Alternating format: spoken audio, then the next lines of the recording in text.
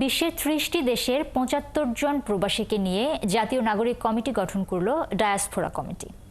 রবিবার বিকেলে বাংলা মোটরে জাতীয় নাগরিক কমিটির কেন্দ্রীয় কার্যালয়ে এক সংবাদ সম্মেলনের মাধ্যমে এই কমিটির ঘোষণা করা হয়।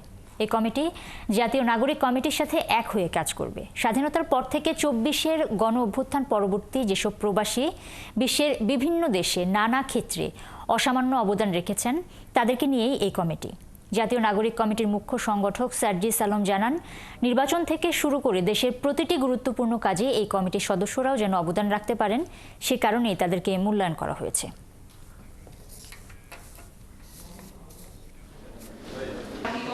সামগ্রিকভাবে এই যে আমাদের ডায়াসপোরা ছিল, আমরা তাদের প্রতি আমাদের কৃতজ্ঞতা জানাই এবং আমরা মনে করি অভ্যুত্থান পরবর্তী সময়ে আমরা যে নতুন বাংলাদেশ গড়তে চাই এবং গড়তে যাচ্ছি সেখানে তাদের একটি সক্রিয় অংশগ্রহণ প্রয়োজন।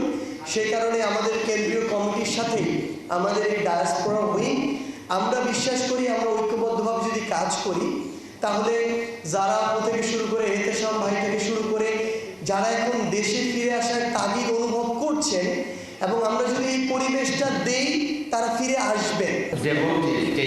যারা আসবেন, যারা দায়িত্ব নিতে চান, আলটিমেটলি অর্গানাইজেশনকে এগিয়ে নিয়ে যেতে চান, তাদেরকে সিলেক্ট করা। যার জন্য আমরা আসলে একটা একটা প্রসেস মেনটেন করেছি।